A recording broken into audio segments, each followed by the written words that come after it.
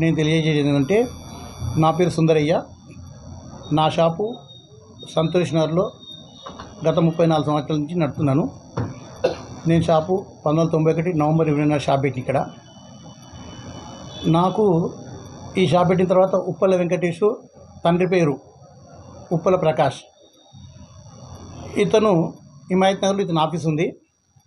ఇతను నా దగ్గర గత 10 సంవత్సరాలు పరిచయం ఉన్నాడు. 2022 ఏప్రిల్లో నా దగ్గర 6.5 లక్షల సామాన్ తీసుకుపోయిండు. తీసుకుపోయిన తర్వాత 23లో 6.5 లక్షల చెక్కులు ఇచ్చిండు. ఇచ్చినాక అందులో చెక్కులు ఫెయిల్ అయినాయి. 3 చెక్కులు ఫెయిల్ అయితే ఒక 2 లక్షలు ఆర్డర్ చేసి కొట్టిండు. మిగతా 4.5 లక్షల చెక్కులు డబ్బులు అడిగినప్పుడు నా దగ్గర లేవు, 10 ఏళ్ళకి ఇస్తా, 5 ఏళ్ళకి ఇస్తా, 7 ఏళ్ళకి ఇస్తా అని చెప్పి రకరకాలుగా మాట్లాడిండు. సేమ్ టైంలో మేము 9th కోర్టు మేజిస్ట్రేట్ వాళ్ళను కోర్టులో పిటిషన్ దాఖలు చేసినాం. కోర్టును అప్రూవ్ అయినాం. కోర్టులో అప్రూవ్ అయినప్పుడు మా కేసు అడ్మిట్ అయింది. అడ్మిట్ అయిన తర్వాత 2 సంవత్సరాల నుంచి మేము కోర్టుకు పోతున్నాం. 2 సంవత్సరాల తర్వాత కోర్టులో మాకు అనుకూలంగా తీర్పు వచ్చింది.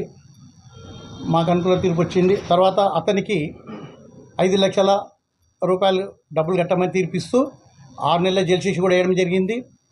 తర్వాత అదనంగా డబ్బులు కట్టకపోతే 2 నెలల శిక్ష వేయడానికి కూడా జరిగింది. కాబట్టి కోర్టు మీద చాలా గౌరవం ఉంది, న్యాయస్థానం మీద గౌరవం ఉంది. న్యాయస్థానం నాకు చాలా మంచి తీర్పు ఇచ్చింది. నేను సంతోష్ నగర్లో మహాదేవ్ గారు నాది 34 సంవత్సరాల షాప్ ఇది. నేను మొన్ననే ఒక పెద్ద ఇక్కడ సెలబ్రేషన్ కూడా చేసుకున్నాం. మేము అందరం కలిసి మీటింగ్ పెట్టుకొని ప్లంబర్ల ద్వారా అందరం మెకానికల్ అందరం కలిసి ఈరోజు నాకు కోర్టు ద్వారా మంచి న్యాయం జరిగింది. వెంకటేషు డబ్బులు ఇవ్వనందుకు ఉప్పల వెంకటేష్ అతని పేరు, అతని తండ్రి పేరు వచ్చి ఉప్పల ప్రకాష్. ఇతని సొంత ఊరు వచ్చి ఎంప్లీ దగ్గర పక్కన నర్సల్లపల్లి అతని ఊరు. ఇట్లా మోసం చేశాడు అనుకోలేదు నేను. 10 సంవత్సరాల పరిచయం ఉండని చెప్పి ప్రేమతోటి అతనికి మాలు ఇవ్వడం జరిగింది. Thank you. మీరందరూ కూడా దయచేసి కోఆపరేట్ చేసి కోర్టుకు అందరికీ ధన్యవాదాలు. కోర్టు నాకు తీర్పిచ్చింది, మంచి తీర్పిచ్చింది కాబట్టి కోర్టు కూడా ధన్యవాదాలు చెప్తున్నాను. Thank you.